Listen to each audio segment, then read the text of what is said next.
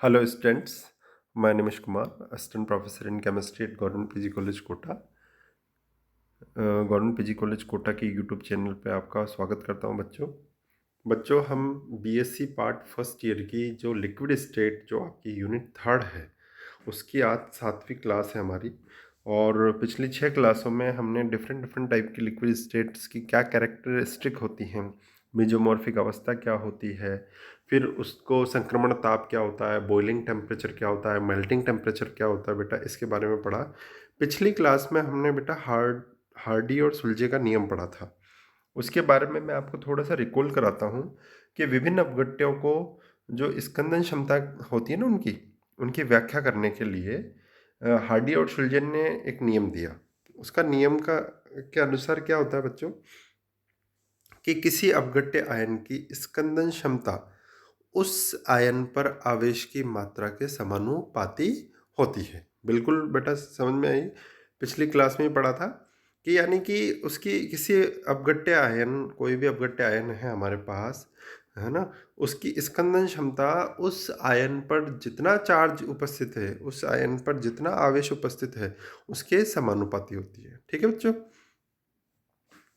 ऋणावेशित जो कोलाइडी कण होते हैं उनको स्कंदित करने वाले अपघट्य धनायनों पर धनावेश की मात्रा जितनी अधिक होती है, ध्यान दें बच्चों, जो ऋणावेशित कोलाइडी कण हैं अगर हमें उनको स्कंदित करना है तो जो अपघट्य धनायन है, जो धनायन है तो धनायनों पर जो आवेश की मात्रा है, धनावेश की मात्रा जितनी अधिक होती है उसकी स्कंदन क्षमता भी उतनी ही अधिक होगी।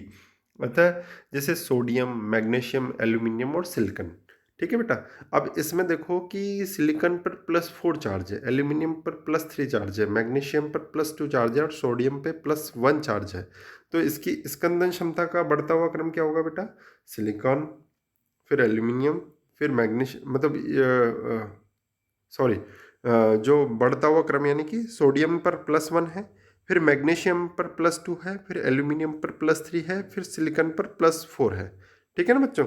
इसी प्रकार मैंने पढ़ाया था पिछली क्लास में बेटा कि धनावेशित कोलाइडी कणों को अगर हमें स्कंदित कराना है तो जो ऋणायन है, जो उस अपघट्य विलयन में ऋणायन है बेटा, उनकी स्कंदन क्षमता निम्न प्रकार से हम डिफाइन कर सकते हैं। जैसे क्लोरीन आयन हो गया, क्लोरीन पर कितनी स्कंदन क्षमता होती है बेटा? क्लोरीन की मतलब कितना चार्ज होता है? क्लोरीन पर -1 चार्ज होता है। SO4 सल्फेट आयन, सल्फेट पे +2 चार्ज होता है। ठीक है बच्चों। और आपके जो सल्फेट पे -2, सॉरी, -2 चार्ज होता है। और PO4 -3, ठीक है, H3PO4 होता है ना जो बेटा, तो उस पर क्या होता है? -3 चार्ज होता है। और FeCN6 -4, तो फेरस पर कितना चार्ज हो जाएगा बेटा? FeCN6 -4, यानी कि पूरा होल कंपाउंड है ये। तो इस पर पूरे पे, फेरस पे नहीं, यहाँ पर हम ऋणायनों की स्कंदन क्षमता देख रहे हैं। तो FeCN6 होल 6 -4, तो PO4 -3 और यहाँ पर PO4 -4, इस तरीके से ये जुड़ जाते हैं बेटा। इस तरीके से इनसे हम स्कंदन क्षमता को मान को निकाल लेते हैं। ठीक है बच्चों। फिर हमने पिछली क्लास में बेटा जो पढ़ा था कि इमल्सन, दो अमिश्रणीय द्रवों के कोलाइडी तंत्र क्या कहलाते हैं? दो मिश्रणीय अमिश्रणीय यानी कि नॉन मिक्सचर होते हैं द्रव, उनके कोलाइडी तंत्र क्या कहलाता है बेटा? इमल्शन कहलाता है। तो इमल्शन, ठीक है बच्चों। अब आज इमल्सन के बारे में ही हम जानकारी प्राप्त करेंगे। इमल्शन या पायस, दो अमिश्रणीय द्रवों के कोलाइडी तंत्र इमल्शन या पायस कहलाते हैं। अतः इमल्शन कोलाइडी विलयन है जिनमें क्या होता है बच्चों? जिनमें हम एक द्रव किसी अन्य द्रव के कोलाइडी कणों में वितरित रहता है। ये ध्यान दे बेटा, यहाँ पर इमल्शन कोलाइडी विलयन है। क्या है इमल्शन? एक कोलाइडी विलयन है जिनमें एक द्रव किसी अन्य द्रव में कोलाइडी कणों के रूप में वितरित रहता है। जैसे कि दूध हो गया, तो दूध में बेटा वसा किस में रहती है? किस में रहती है? पानी में। ठीक है। कोल्ड क्रीम होगी, वार्निश हो गया, आपका पेंट हो गया, स्किन क्रीम होगी, ये सारी। अब बच्चों इमल्शन को हम दो प्रकारों में बांट सकते हैं। एक तो जल में तेल, यानी कि ऑयल इन वाटर। ठीक है, ऑयल इन वाटर प्रकार के पायस हम पढ़ते हैं। इन कोलाइडी तंत्रों, देखो बेटा ये वाला, इन कोलाइडी तंत्रों में परिक्षिप्त प्रावस्था के रूप में एक तेलीय पदार्थ जल में वितरित होता है। किसमें वितरित होता है बेटा? जल में वितरित होता है, जैसे कि दूध। ठीक है। अब दूसरा है बेटा वाटर इन ऑयल, यानी कि तेल में जल प्रकार के पायस। इस प्रकार इन कोलाइडी तंत्रों में परिक्षिप्त प्रावस्था के रूप में हम जल को लेते हैं। जल किसी तेलीय विलायक में कोलाइडी कणों के रूप में वितरित होता है। ठीक है ना बच्चों, इस तरीके से। अब देखो बेटा ये यहाँ पर है, ये हमने इसमें क्या कर रखा है बच्चों, हमने इसमें ये जल ले रखा है और आपके कोलाइडी कण क्या है, ये जो डार्क है ना, ये बेटा कोलाइडी कण है। तो ऑयल इन वाटर पायस हो गया ये, है ना। और ये दूसरा है कि ऑयल तो ये है हमारा, और इसमें जो ये डॉट डॉट हैं बड़े बड़े, ये जल के कोलाइडी कण हैं। तो ये वाटर इन ऑयल पायस हमारे पास हो गया। ठीक है बच्चों, इसको ध्यान से पढ़ें।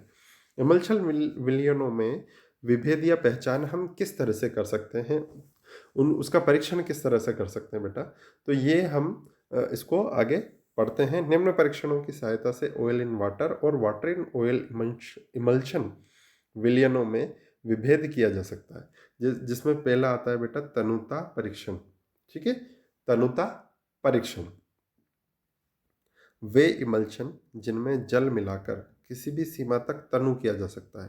तनु का मतलब बेटा डाइल्यूट, है ना, डाइल्यूट यानी कि हम उसको और जैसे सिंपल भाषा में बोले कंसंट्रेट, मतलब गाढ़ा, बहुत ज़्यादा कंसंट्रेशन, यानी कि उसमें कंसंट्रेशन किसी भी जो भी तत्व है, जो भी कंपाउंड है, उसकी कंसंट्रेशन बहुत ज़्यादा होती है, यानी कि वो गाढ़ा हो जाता है।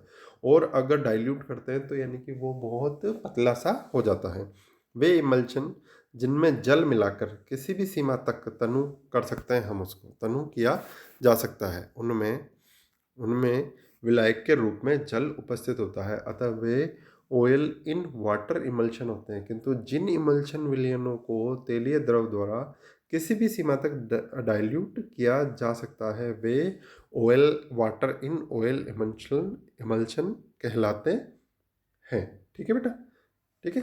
एक बार वाटर से आप डाइल्यूट कर दो, एक बार तेल से आप डाइल्यूट कर दो, और दोनों ही अलग अलग तरह के ऑयल इन वाटर इमल्शन हो जाएगा और वाटर इन ऑयल इमल्शन हो जाएगा। ठीक है बच्चों।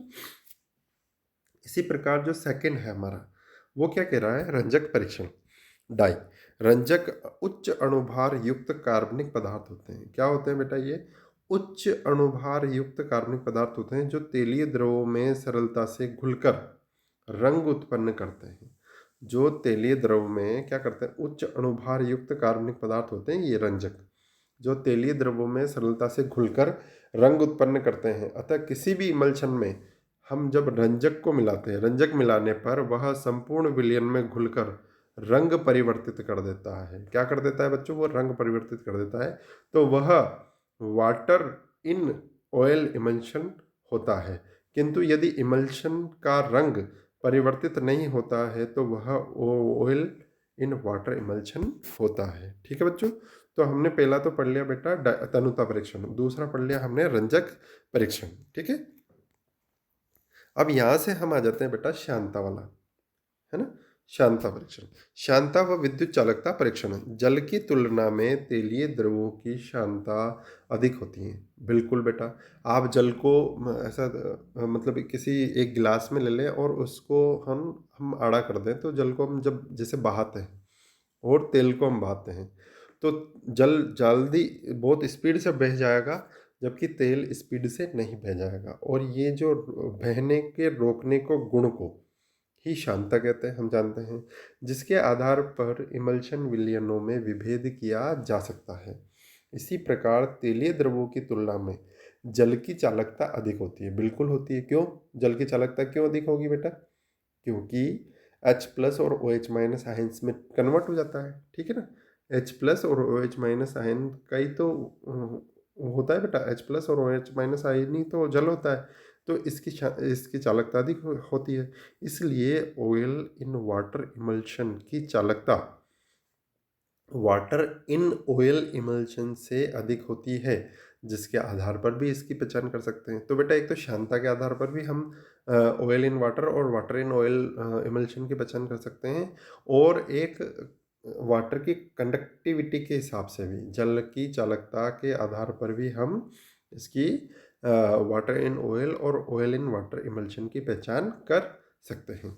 इमल्शन का निर्माण या पाइसीकरण, दो अमिश्रणीय द्रवों के मिलाकर इमल्शन निर्माण की क्रिया पाइसीकरण कहलाती है। क्या कहलाती है बेटा? दो अमिश्रणीय द्रवों को मिलाकर हम जब इमल्शन निर्माण की प्रक्रिया संपन्न कराते हैं तो वो क्या कहलाती है? वो पाइसीकरण कहलाती है। पाइसीकरण सामान्यतः किसी अन्य पदार्थ की अल्प मात्रा में उपस्थिति में संपन्न होता है, जो पाइसी कारक कहलाता है। पाइसी कारकों के रूप में सामान्यतः साबुन या अपमार्जक का उपयोग किया जाता है। बेटा ये आपके आधे दिन नंबर में पूछ लिए जाते हैं कि पाइसी कारक के रूप में किन किन को लेते हैं, तो साबुन को लेते हैं और अपमार्जक को लेते हैं। ये सोडियम और पोटेशियम लवण होते हैं बेटा, C17H35CONa और K+ और कैल्शियम वाला। ठीक है बच्चों। पाइसीकरण अणु को निम्न प्रकार व्यक्त किया जा सकता है। किस तरीके से? हाइड्रोकार्बन टेल है और ये ध्रुवीय सिरा है, जहाँ पर ध्रुवीय सिरा का मतलब अपने आप समझ जाएंगे हम, पॉजिटिव और नेगेटिव टर्मिनल अपमार्जक। ठीक है बच्चों।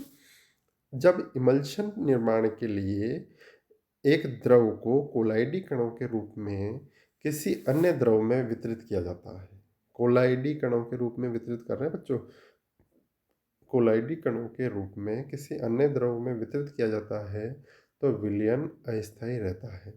इस विलयन में पाइसी कारक अणु कोलाइडी कणों की सतह पर अधिशोषित होकर एक रक्षक परत का निर्माण करते हैं। किसका निर्माण करते हैं बच्चों? एक रक्षक परत का, तथा कोलाइडी कणों को स्थायित्व प्रदान करते हैं। यदि वाटर इन ऑयल इमल्शन का निर्माण किया जाए तो पाइसी कारक के रूप में उपस्थित साबुन अणु का अध्रुवीय हाइड्रोकार्बन सिरा कोलाइडी कण के भीतर की ओर, जबकि ध्रुवीय सिरा पॉजिटिव या नेगेटिव बाहर की ओर होता है। ठीक है बच्चों। जलीय प्रावस्था में विन्यासित होता है। अब यही चीज़ हम इस डायग्राम से समझेंगे। पाइसी कारक के रूप में उपस्थित साबुन या अणु का अध्रुवीय हाइड्रोकार्बन सिरा जो होता है बेटा, ये वाला, ये किधर होता है? ये होता है आपका कोलाइडी कण के भीतर की ओर होता है, जबकि ध्रुवीय सिरा जो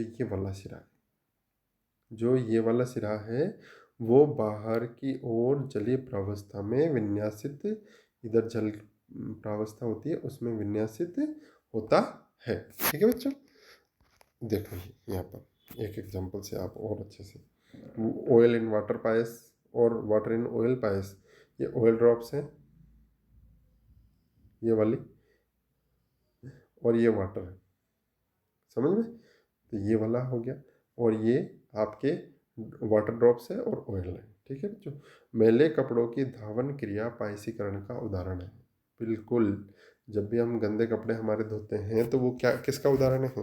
वो पाइसीकरण का उदाहरण है। जो साबुन अथवा अपमार्जक पाइसी कारक की उपस्थिति में संपन्न होती है। साबुन की उपस्थिति में तेलीय पदार्थ युक्त मेल जल में ऑयल इन वाटर पायस का निर्माण करके, बहुत इंपॉर्टेंट है बेटा, देखो हमारी डेली लाइफ से जुड़ा हुआ एक एग्जांपल है कि साबुन की उपस्थिति में तेलीय पदार्थ युक्त मेल जो होता है, जो हमारा कपड़े गंदे होते हैं, जल में ऑयल इन वाटर पाइस का निर्माण करते हैं। ऑयल इन वाटर पाइस का करके वो क्या होता है, कपड़ों से अलग हो जाता है। ऑयल इन वाटर पाइस यानी कि वो जो मेल होता है ना, वो इस तरीके से हो जाता है बेटा, ये यहाँ पे ध्यान रखो, है ना, और ये हमारा पानी हो जाता है। तो इस तरीके से वो एक वो बना लेता है बॉन्डिंग, और वो फिर अपने आप ही इस तरीके से वाटर से अलग हो जाता है, हमारे कपड़ों से अलग हो जाता है। ठीक है, ऐसा है। जेल, वे अर्धठोस कोलाइडी तंत्र जिनमें किसी द्रव की आधिक्य मात्रा एक ठोस में वितरित रहती है, जेल कहलाते हैं। बिल्कुल, वे अर्धठोस कोलाइडी तंत्र जिनमें किसी द्रव की आधिक्य मात्रा एक ठोस में वितरित रहती है, जेल कहलाते हैं। बिल्कुल सही बात है बेटा। Gelatin gel, silica gel, salicylic agar agar जो होती है बेटा, वह बूट पॉलिश वाला देखा होगा, जेम जेली, हमने जेम देखा होगा बेटा, फ्रूट जेम आता है रेड कलर का या पिंक कलर से, तो वो बेटा बहुत ही गाढ़ा टाइप का होता है। तो वो ना तो सॉलिड है ना लिक्विड है, प्योर सॉलिड भी नहीं बोल सकते, प्योर लिक्विड भी नहीं बोल सकते, वो बीच की है, अर्ध ठोस है ना। जेल का वर्गीकरण किस प्रकार से करते हैं हम? जेल तंत्रों के स्थायित्व तथा उनके भौतिक गुणों के जैसे कि दृढ़ता, प्रत्यास्थता के आधार पर उन्हें 3 प्रकारों में वर्गीकृत हम कर सकते हैं, है ना। उत्क्रमणीय जेल या प्रत्यास्थ जेल ये स्थायी जेल हैं जिनमें ठोस व द्रव प्रावस्थाओं को सरलता से इस पृथक किया जा सकता है तथा दोनों अवयवों को परस्पर मिलाकर पुनः जेल का निर्माण किया जा सकता है। यह जेल प्रत्यास्थता का उदाहरण गुण दर्शाते हैं। बिल्कुल सही बात है, जिलेटिन जेल जैसा हो गया। उत्क्रमणीय या अनुत्क्रमणीय, ठीक है बच्चों। अप्रत्यास्थ या दृढ़ जेल, वे ये अनुत्क्रमणीय जेल हैं। इनमें निर्माण के समय ठोस अवयव में द्रव मिलाया जाता है तो ठोस अवयव एक स्थायी दृढ़ ढांचे का निर्माण कर लेता है जिसमें द्रव फैलता है। जैसे इसके एग्जाम्पल क्या है, अप्रत्यास्थ उसके अप्रत्यास्थ जेल के एग्जाम्पल है बेटा सिलिका जेल और एल्यूमिनियम जेल। थिक्सोट्रोपिक जेल, ये अस्थायी और मित स्थायी जेल हैं जिन्हें हिलाने पर संपूर्ण ठोस ढांचा द्रव में विलय हो जाता है तथा सामान्य सोल हमें प्राप्त होता है। किसेल गुर अगर अगर जेल, ये दोनों इसके थिक्सोट्रोपिक जेल के एग्जाम्पल हैं। किसी जेल में उपस्थित द्रव की प्रकृति के आधार पर उन्हें 2 प्रकारों में हम विभक्त कर सकते हैं। एक तो हो गया बेटा, कौन कौन सा हो गया, एक तो कार्बनिक जेल हो गया और एक एक अकार्बनिक जेल हो गया और एक कार्बनिक जेल हो गया, ठीक है बेटा। अकार्बनिक जेल क्या, इन जेल तंत्रों में एक अकार्बनिक द्रव ठोस प्रावस्था में वितरित होता है जैसे कि सभी जलीय जेल, ठीक है बच्चों। और कार्बनिक जेल वे जेल तंत्र जिनमें एक कार्बनिक द्रव जैसे एल्कोहल हो गया, बेंजीन हो गया, ईथर आदि ठोस प्रावस्था में वितरित होते हैं। बेंजोजेल हो गया आपका, एल्कोजेल हो गया, इस तरीके से जेल तंत्र में वितरित द्रव प्रावस्था के आधार पर भी उन्हें विभिन्न प्रकारों में वर्गीकृत किया जा सकता है। जेल में द्रव के रूप में यदि जल, अल्कोहल, बेंजीन आदि द्रव उपस्थित हों तो वे क्रमशः एक्वाजेल और अल्कोजेट, बेंजोजेल आदि कहलाते हैं। क्या कहलाते हैं वो? एक्वाजेल और ये कहलाते हैं अल्कोजेल, ठीक है बच्चों। तो इस तरह से हमने आज डिफरेंट टाइप की जेल्स के बारे में पढ़ा बेटा। जेलों का जो जेल बनती है यानी कि अर्ध ठोस कोलाइडी तंत्र का निर्माण किस तरह से होता है इसमें, और पायस का निर्माण कैसे होता है। ऑयल इन वाटर पायस का निर्माण और वाटर इन ऑयल पायस का निर्माण भी हमने आज की कक्षा में पढ़ा, ठीक है बच्चों। और आगे की क्लास में हम बेटा इसको लास्ट पार्ट बचा हुआ है इसका, तो अगली क्लास में हम उसको पढ़ेंगे। Thank you so much.